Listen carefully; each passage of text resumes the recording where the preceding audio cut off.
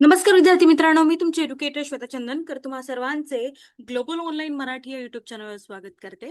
Maharashtra set परीक्षा 2026 यासाठी आपण प्रिपेअर करतो आहोत आणि आज पेपर 1 याचे 2011 ते 2025 या दरम्यान झालेले पीवायक्यू प्रश्न, मोस्ट इम्पॉर्टंट पीवायक्यू प्रश्न आपण बघणार आहोत. आज त्याचा पार्ट 17वा आहे आणि या आधीचे व्हिडिओ आपल्या चॅनलवर अपलोडेड आहे.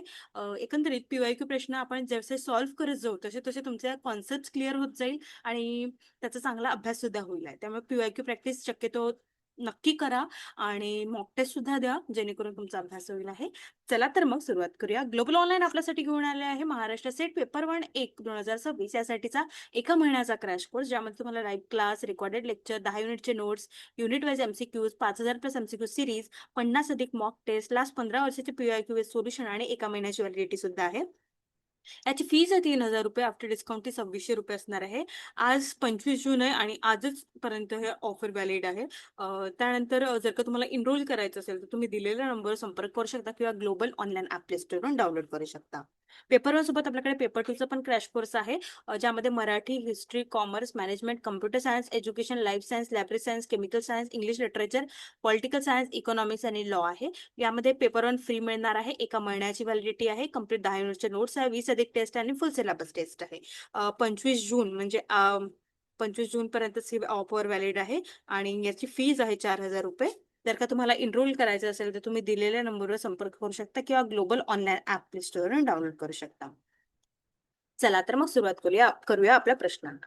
पहिला प्रश्न आहे, पाठ्यक्रमातील आशयाचे रोजच्या आयुष्यात उपयोजन साधण्यासाठी अधिक उपयुक्त डॅश आहे. कोणती पद्धत आहे ते विचारलेली आहे.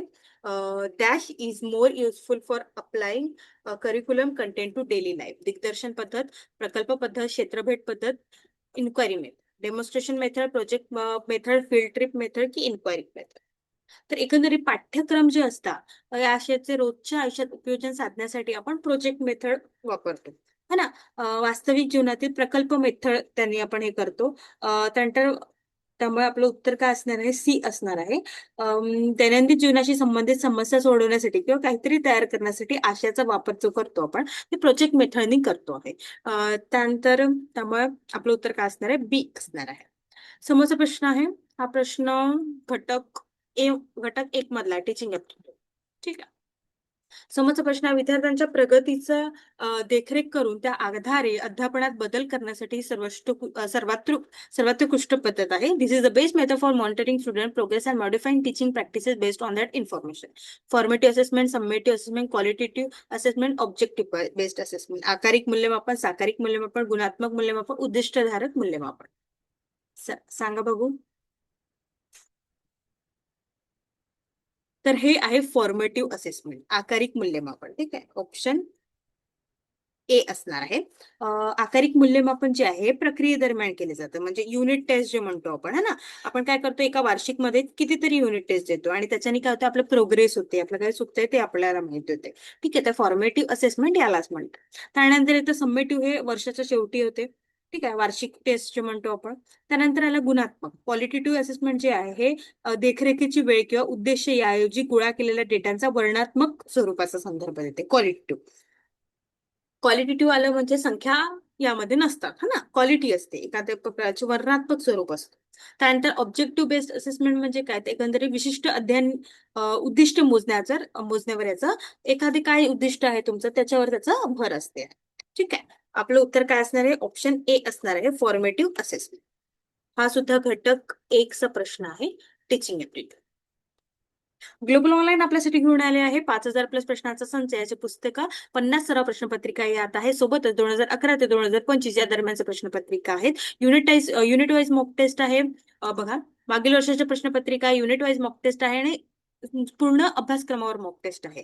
ही पुस्तक Amazonवर अवेलेबल आहे. लिंक तुम्हाला हवे असेल ते कमेंट करू शकता. 449 लाही अवेलेबल आहे. जर का तुम्हाला पीआयक्यू प्रश्नांचा किंवा प्रश्नांचा अभ्यास करायचा असेल तर ही मॉक टेस्ट नक्की विकत घ्या आणि अभ्यास करा. पृथ्वी गोल आहे किंवा नाही हे तुम्ही कसे सिद्ध कराल, हा प्रश्न या उद्दिष्टावर आधारित आहे. The question, how would you prove whether the earth is spherical or not, is based on the objective of comprehension, evaluation, application, synthesis. आकलन, मूल्यमापन, उपयोजन, संश्लेषण. कशावर अवलंबून आहे, पृथ्वी गोल आहे किंवा नाही हे तुम्ही कसे सिद्ध कराल. तर हे असणार आहे इव्होल्युशनवर, म्हणजे मूल्यमापन जे आहे त्यावर ते अवलंबून आहे. त्यामुळे आपलं उत्तर काय असणार आहे? ऑप्शन बी असणार आहे. ठीक आहे, ऑप्शन बी मूल्यमापन. जेव्हा आपण एखाद्या गोष्टीची सत्यता पडताळण्यासाठी पुरावे देतो किंवा निर्णय घेतो, तेव्हा हे मूल्यमापन केलं जातं. ठीक आहे. त्यानंतर येतं कंप्रेशन. कंप्रेशन म्हणजे काय? तर शिकलेल्या ज्ञानाचा नवीन परिस्थितीत वापर करणे. ऍप्लिकेशन काय आहे? शिकलेल्या ज्ञानाचा वापर करणे. हा, कंप्रेशन म्हणजे समजून घेणे. हे बघा, हे म्हणजे समजून घेणे. त्यानंतर ऍप्लिकेशन म्हणजे वापर करणे आणि सिंथेसिस म्हणजे विविध भागांना एकत्र करून काहीतरी नवीन तयार करणे. ठीक आहे, आपलं उत्तर काय असणार आहे? बी असणार आहे, ऑप्शन बी, इव्होल्युशन.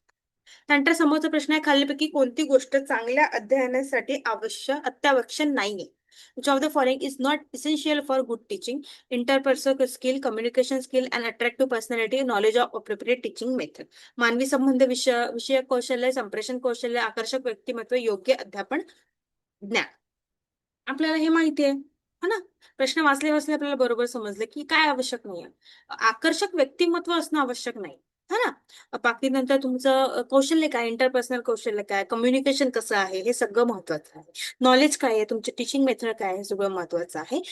घटक एक मधला हा प्रश्न असणार आहे, टीचिंग ऍप्टिट्यूड मधला, आणि आपलं उत्तर आहे सी. समोरचा प्रश्न आहे, विद्यार्थ्यांना मार्गदर्शन करण्याचा सर्वात महत्वाचा उद्देश डॅश हा आहे. The most important objective of guiding student is. तर helping them understand their own shortcomings, helping them change their appropriate behaviour, enabling them to help themself, directing them towards the right path. स्वतःच्या कमतरता समजून घेण्यास त्यांना मदत करणे, त्यांचे चुकीचे वर्तन बदलण्यास त्यांना मदत करणे, त्यांना स्वतःला मदत करण्यास सक्षम करणे, त्यांना योग्य मार्गाबद्दल निर्देशन करणे. चला सांगा बघू. तर विद्यार्थ्यांना मार्गदर्शन करण्याचं सर्वात आहे की त्यांना स्वतःला मदत करण्यासाठी सक्षम करणं. Enabling them to them help themself. मार्गदर्शनामध्ये जरी उणीवा समजून घेणे किंवा विद्यार्थ्यांना योग्य मार्गावर लावणे समाविष्ट असले तरी समुपदेशन आणि मार्गदर्शनाचे अंतिम ध्येय विद्यार्थ्याला स्वतःचाच निर्णय स्वतः घेणे, एवढं सक्षम करणे की तो स्वतःच्या समस्या सोडवू शकेल, हे महत्वाचं आहे. त्यामुळे आपलं उत्तर काय असणार आहे? ऑप्शन सी असणार आहे. घटक एक टीचिंग ऍप्टिट्यूड मधला हा प्रश्न असणार आहे. ठीक आहे. समोरचा प्रश्न आहे, अध्ययन अभिप्रेरणा वाढवण्यासाठी ही सर्वात उत्कृष्ट पद्धत आहे. This is the best method to enhance learning motivation. Punishing for lack of attention during study, asking difficult question during teaching, clarifying the objective behind teaching a topic at the beginning, using various audio visual aids. अध्ययन अभिप्रेरक वाढवण्यासाठी आपल्याला काय करायचं? अध्ययन दरम्यान लक्ष न दिल्याबद्दल शिक्षा करणे, अध्ययन दरम्यान अवघड प्रश्न विचारणे, घटक शिकवण्यामागील उद्देश सुरुवातीला स्पष्ट करणे, विविध दृकश्राव्य साधनाचा वापर. आता साधनांचा वापर करून त्याला समजणार आहे का? नाही. अवघड प्रश्न विचार हे सुद्धा नाही. शिक्षा करणे हे सुद्धा नाही. मग घटक शिकवण्या मागील उद्देश सुरुवातीला स्पष्ट करणे, आधी सांगून देणे की काय उद्दिष्ट आहे, आपण हे का बरं शिकतोय, किंवा मग एकंदरीत ते सांगत राहणे, हा ना, उद्दिष्ट सांगत राहणे, स्पष्ट करत राहणे, हे महत्वाचं आहे. त्यामुळे स्टुडंटला काय होईल, त्याची मदत होईल समजण्यासाठी, है ना. त्यामुळे आपलं उत्तर काय असणार आहे? ऑप्शन सी असणार आहे. घटक एक मधला प्रश्न आहे, जिथे कुठे अध्ययन आलं, प्रश्न आला, अशा पद्धतीचं लर्निंग आलं, तर ते एकंदरीत पहिल्याच घटक मधला प्रश्न असणार आहे. ठीक आहे. संशोधन विषयाची निवड ही प्रामुख्याने डॅशवर अवलंबून असते. The selection of a research topic primarily depend on it relevance, available fund, the researchers interest, availability, literature, library, resources. तर संशोधन विषयाची निवड ही प्रामुख्याने संशोधनाचे स्वारस्य, संशोधकाच्या आवडीवर असते, है ना. माझा कुठे रस आहे किंवा मला कोणत्या पद्धतीच्या टॉपिकवर माहिती आहे, ते सुद्धा आपण हे करू शकतो. त्यामुळे आपलं उत्तर काय असणार आहे? सिलेक्शन ऑफ टॉपिक हे साधारणतः संशोधकावरच अवलंबून असते, त्यांच्या इंटरेस्टवर अवलंबून असते. त्यामुळे आपलं उत्तर काय असणार? ऑप्शन सी असणार आहे. समोरचा प्रश्न आहे, खालीलपैकी कुठल्या माहितीचा मूळ स्रोत आहे? Which of the following is a primarily source of information. संशोधकाचा समालोचक अहवाल, नुकतेच लिहिलेले पाठ्यपुस्तक, प्रमाणभूत नियतकालिका प्रसिद्ध झालेला संशोधन लेख, अनेक लेखकांनी लिहिलेला व 2015 साली प्रसिद्ध झालेला ग्रंथ. प्रायमरी सोर्स काय असणार आहे इन्फॉर्मेशनचा? A critical review report of research, recently written text book, a research article publish in a standard journal, D a book written by multiple author published in 2015. तर मूळ काय असणार आहे? तर एकंदरीत a research article published in a standard journal, प्रमाणभूत नियतकालिके प्रसिद्ध झालेला संशोधन लेख, हा ना. त्यामुळे आपलं उत्तर काय असणार आहे? ऑप्शन सी असणार आहे. घटक दोन मधला हा प्रश्न असू आहे. ठीक आहे. समोरचा प्रश्न आहे, एका संशोधन अहवालानुसार एका देशाची लोकसंख्या 1941 या साली 2 कोटीची होती. ती 2000 साली 6 कोटीची झाली. या अभ्यासाचे सर्वोत्तम वर्णन असे होईल. According to a research report, country's population was 20 million in 1941 and rose to 60 million by the year 2000. The best description of study is component based social longitudinal cross sectional, घटकीय सामाजिक दीर्घकालीन छेद घटे. काय असणार आहे? हे दीर्घकालीन असणार आहे. लॉंगिट्युडिनल आपलं ऑप्शन असणार आहे सी. ठीक आहे, एकंदरीत हा सध्याच्या घडामोडीवर प्रश्न विचारला गेलेला आहे. चला, समोरचा प्रश्न आहे, डॅश अभ्यासासाठी गृहीतक आवश्यक असेलच असे नाही. Dash studies do not necessary require a hypothesis, standardised correlation, experimental historic, प्रमाणीभूत सहसंबंधात्मक प्रयोगाधिष्ठित ऐतिहासिक. कशासाठी गृहीतक आवश्यक नसते? बाकीच्यासाठी गृहीतक आवश्यक आहे, पण याच्यासाठी नाही. तर ते आहे ऑप्शन टी, हिस्टॉरिकल. ऐतिहासिक अभ्यासांना औपचारिक गृहीतकाची आवश्यकता नसते, कारण ते अनेकदा एका विशिष्ट चाचणी करण्याऐवजी तथ्य उघडण्यासाठी आपण ते अभ्यास करत असतो. भूतकाळातील घटना किंवा आविष्काराचे नाही का अर्थ लावण्यासाठी करत असतो, त्यामुळे त्याला गृहीतक आवश्यक नसते. बाकीच्यांना गृहीतक आवश्यक असते, स्पेशली एक्सपेरिमेंटलला गृहीतक आवश्यक असते, है ना. ऑप्शन आहे डी. हा प्रश्न घटक 2 मधला आहे, रिसर्च अपडेट. समोरचा प्रश्न आहे, खालील नमुना निवड पद्धतीपैकी कोणती पद्धत संभाव्यतेवर आधारित आहे? Which of the following sampling method is based on probability? Purposive probability, stratified, quota, convenience. निकषाधारित नमुना निवड, स्तरीय नमुना निवड, प्रमाण नमुना निवड, सुगम. सांगा बघू.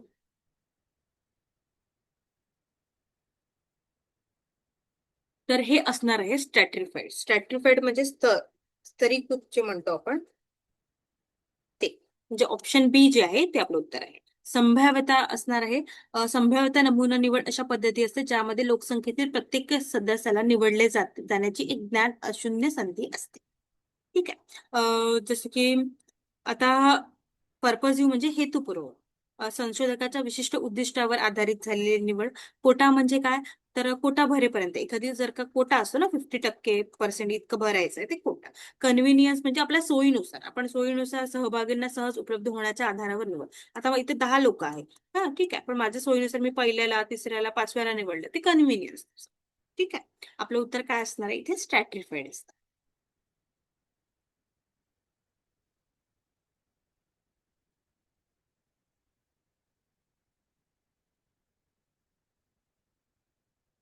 ठीक आहे, हा प्रश्न आहे सॅम्पलिंग युनिट 2 मध्ये. समोरचा प्रश्न आहे, क्षेत्रीय अभ्यासाची खालीलपैकी कोणती गोष्ट निगडीत आहे? आणि ही जी सॅम्पलिंग असते ती लोकसंख्यावर डिपेंड असते, है ना, पॉप्युलेशन ज्याला म्हणतो, ज्यांनी वेळेची बचत होते. आणि यामध्ये 4 आहे. प्रोबॅबिलिटी सॅम्पलिंग म्हणजे संभाव्यता, 2 पद्धतीच्या प्रोबॅबिलिटी आणि एक नॉन प्रोबॅबिलिटी. ठीक आहे, यामध्ये 4 आहे, इथे लिहून देते. ठीक आहे, प्रोबॅबिलिटी 1, 2, 3, 4 आणि इथे नॉन प्रोबॅबिलिटी याचे सुद्धा 4 आहेत. हे महत्वाचे आहे बरं.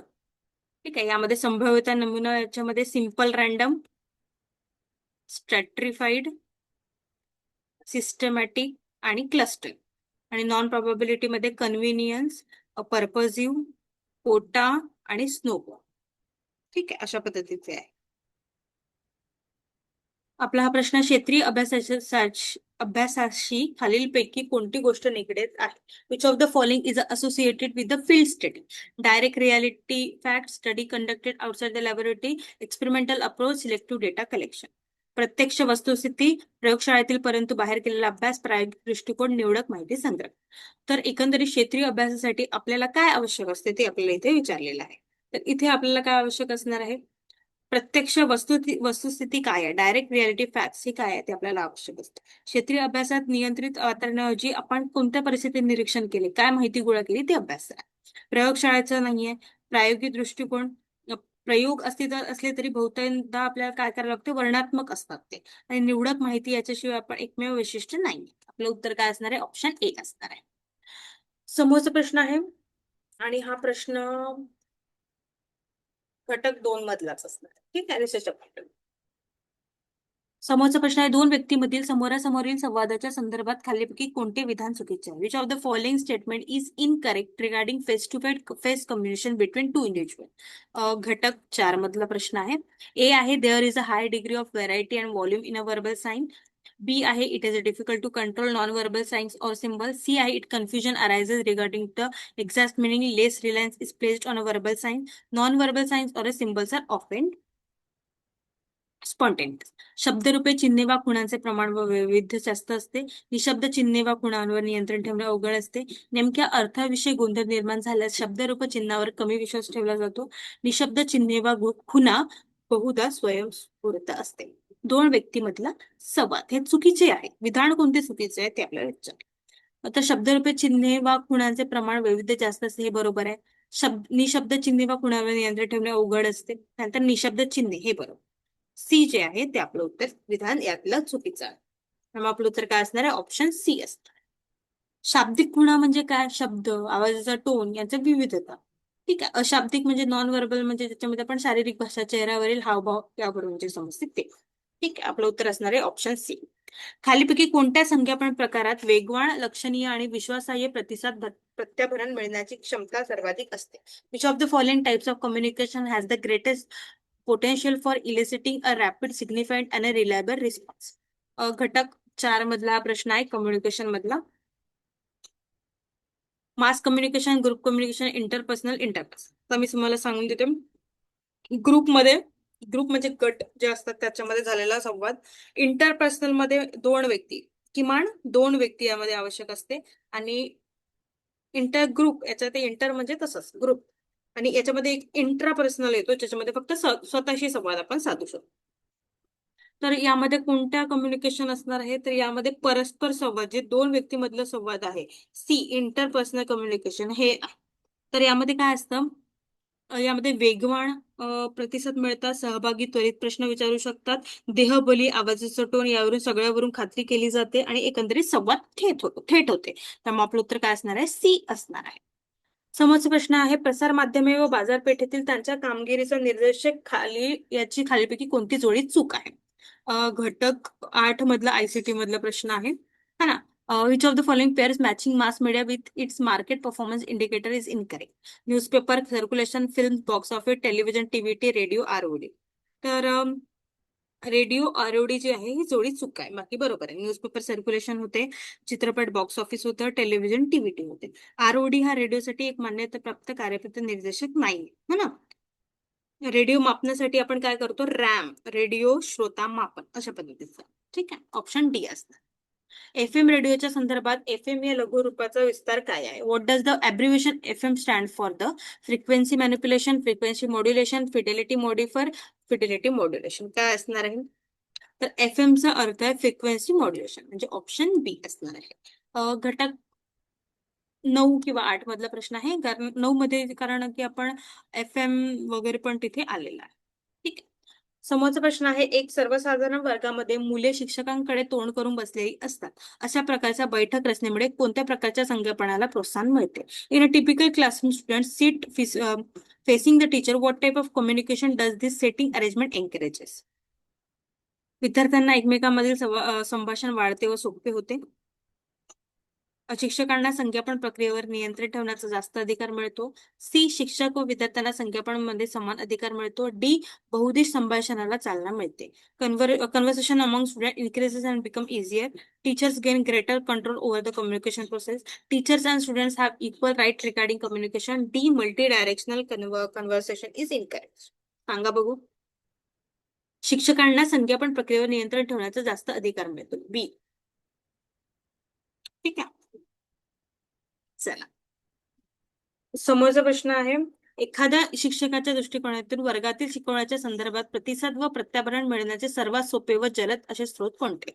From a teacher perspective, what are the easiest and quickest source of feedback regarding classroom teaching? विद्यार्थ्यांचे देहबोली, विद्यार्थ्यांनी प्रश्न विचारले, विद्यार्थ्यांनी घेतलेल्या नोंदीचा दर्जा, विद्यार्थ्यांनी सादर केलेले स्वाध्याय. Students body language, question asked by student, quality of notes taken by student, assignment submitted by the students. तर विद्यार्थ्यांनी विचारलेले प्रश्न यावरून त्यांनी अंदाज बांधू शकतो.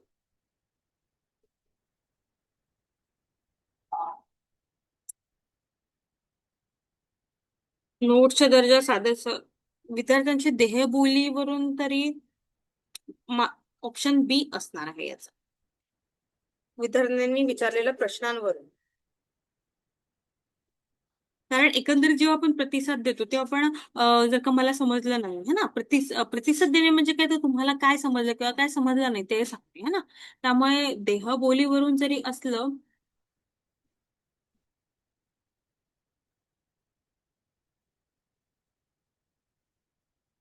ऑप्शन एच असणार आहे, विद्यार्थ्यांचं देहबोली. शिक्षकाला अध्यापनाचा सर्वात जलद आणि त्वरित प्रसेल. विद्यार्थी लक्षपूर्ण ऐकत आहे की नाही, त्यांना विषय समजते आहे की नाही, किंवा कंटाळले आहे, गोंधळले आहे, ते आपण विद्यार्थ्यांच्या देहबोलीवरून करतो. त्यामुळे आपलं ऑप्शन ए असतं. बी जे आहे तो चांगला अभिप्राय मिळतो पण सर्व विद्यार्थी प्रश्न विचारत नाही. हा, आता बघा इथे किती कन्फ्युजिंग होतं ना. हे उत्तर बरोबर आहे पण सर्व विद्यार्थी प्रश्न विचारत नाही, ह्या दृष्टिकोन आपण पाहिला नाही. नंतर सी, नंतर तपासावा लागतो अभिप्राय, हा सर्वात उशिरा मिळतो. त्यामुळे आपलं उत्तर असणार आहे ऑप्शन. खालीलपैकी कोणते भाषा विषयक कौशल्य नाही? Which of the following is a not a language related skill? Oratory, reading, thinking, writing. कोणतं असणार आहे? भाषा विषयक थिंकिंग, विचार करणे जे आहे ते भाषा विषयक नाहीये, है ना. बाकी रीडिंग, वक्तृत्व हे सगळं भाषा विषयक असणार आहे. Option C. समोरचा प्रश्न आहे, एका सांकेतिक भाषेत प्रिन्स जो आहे हा अशा पद्धतीने लिहिलेला आहे. प्रिन्स 1 5 1 7 8 1 3 2 4. त्यानंतर आपल्याला किंग लिहायचं आहे.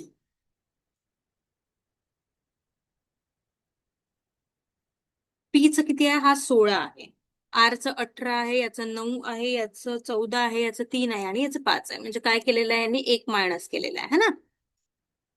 चला, किंगचं किती असतं? 11 9 14 आणि हे 7 म्हणजे 10 येईल ना. 10 8 13 6. 10 8 13 6 म्हणजे ऑप्शन एक असणार आहे.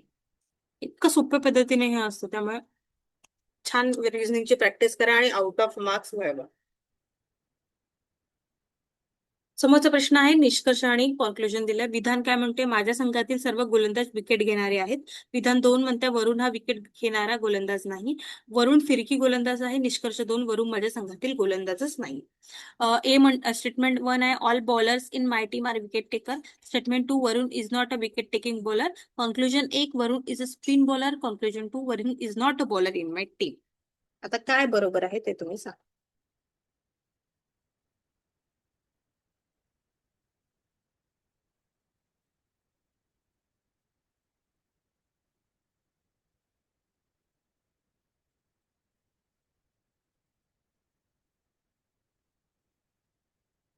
किती कन्फ्युज करणारे विधान आहेत हे ना.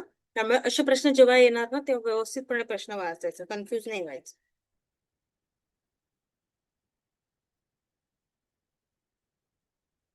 आपलं उत्तर असणार आहे फक्त 2. ठीक आहे. तर कसं असतं, निष्कर्ष 1 का बरं चुकीचा आहे? तर दिलेल्या विधानावरून वरुण फिरकी गोलंदाज आहे हे काही माहिती होत नाही. आणि निष्कर्ष 2 काय म्हणताय? वरुण माझ्या संघातील गोलंदाज नाहीये. तर संघातील सर्व गोलंदाज विकेट घेणारे आहेत.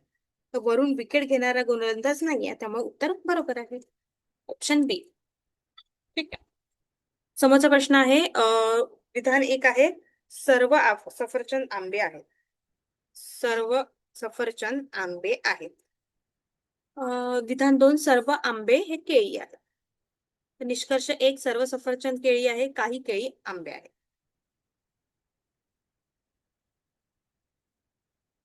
निष्कर्ष दोन्ही निष्कर्ष बरोबर आहे. बघा, काही आंबे काय म्हणतात, सर्व सफरचंद जे ऍपल ते केळी आहेत आणि काही केळी आंबे आहेत. ठीक आहे, ऑप्शन सी. चला, समोरचा प्रश्न आहे, एका सांकेतिक भाषेत फ्रॉग हा कसा लिहिला जातो? फ्रॉग 719168. त्यानंतर ट्रिप आपल्याला लिहायचं आहे. 6 18 15 7 आणि याच्यामध्ये काय +1 झालेला आहे. त्याच्यामध्ये 20 म्हणजे हा 21 येईल. आर म्हणजे 18, हा 19, हा 10 आणि पी असते 16 म्हणजे 17. 21 19 10 17 ऑप्शन बी असणार आहे. इतकं सोपं असते उत्तर, त्यामुळे रिझनिंगचे प्रश्न कधीही सोडायचे नाही. खालीलपैकी कोणता पर्याय इतरांपेक्षा वेगळा आहे?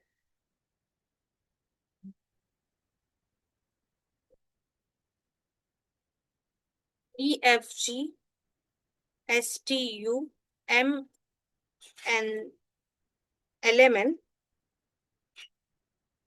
आणि इथे असणार आहे QRS है ना.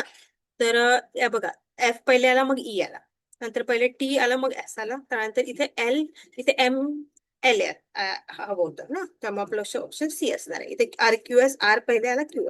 अशा पद्धतीचे जे मागचे लेटर आहे ना ते सेकंड पहिले आले आणि पहिले लेटर मागे गेले. अशा पद्धतीचा हे प्रश्न असणार आहे. रिझनिंगचा प्रश्न आहे हा, आणि इथे हे टेक्निक वापरलेले आहे. ऑप्शन सी असणार आहे आपलं उत्तर. चला, समोरचा प्रश्न आहे. 5 player PQRS and T are playing cards around a table. P is seated to the left of Q but not in T's neighbor. S is seated at the right of the R and not Q's neighbor. आणि T is seated to the right of Q. Who is seated to the right of S. आपल्याला S कुठे आहे ते विचारलेलं आहे. कोण आहे S च्या राईट मध्ये? 5 खेळाडू आहेत. PQRST. P हा Q च्या डाव्या बाजूत बसला आहे. Left, right. P हा Q च्या डाव्या बाजूचा आहे.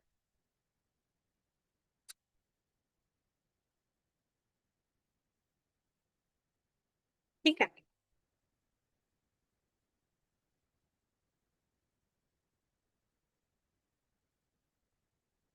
पी हा क्यूच्या डाव्या बाजूचा. ठीक आहे. त्यानंतर परंतु तो टीच्या शेजारी नाही, टीच्या शेजारी नाही. टी म्हणजे इथेच कुठे असेल. एस हा आरच्या उजव्या बाजूला बसला. एस हा आरच्या उजव्या बाजूचा. ठीक आहे, पण क्यूच्या शेजारी नाही. नाही, टी हा क्यूच्या उजव्या बाजूस बसला. बरोबर झालं. यसच्या उजव्या बाजूस कोण आहे? कोण आहे?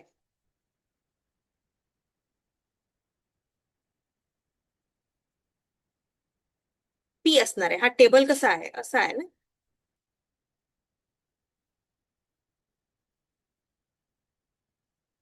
Q T. आपलं ऑप्शन असणार आहे ऑप्शन बी. ठीक आहे. समज आपल्याला आता लेटर सिरीज दिलेली आहे. EGFIKJ-QSRUWV.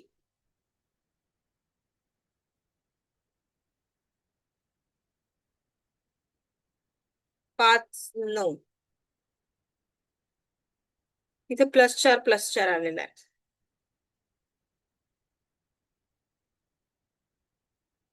+4 होते. तर EIJKLM है ना, इथे येईल एम. एम मध्ये ऑप्शन आहे 2 आहेत. ठीक आहे. एम नंतर G के नंतर 4 टाका, परत O आणि नंतर N, म्हणजे ऑप्शन डी असणार आहे. +4 होत आहे. +4 करून बघा तो. ठीक आहे. चला, अशा पद्धतीने आपण काही महत्वाचे मॅथ्स आणि रिझनिंगचे प्रश्न पाहिलेले आहे. सोबत घटक 1 चे प्रश्न पाहिलेले आहेत, जे तुम्हाला खूप महत्वाचे ठरणार आहे. घटक 1 चं मी तुम्हाला नेहमी सांगते की थेरी वाचून घ्यायची आणि त्याचे प्रश्न सॉल्व्ह करायचे. मॅथ्सचे प्रश्न सॉल्व्ह करायचे, रिझनिंगचे. एकंदरीत त्याची थेरी समजली, कॉन्सेप्ट समजला की उत्तरे बरोबर येतात. त्याची फक्त प्रॅक्टिसची आपल्याला गरज असते.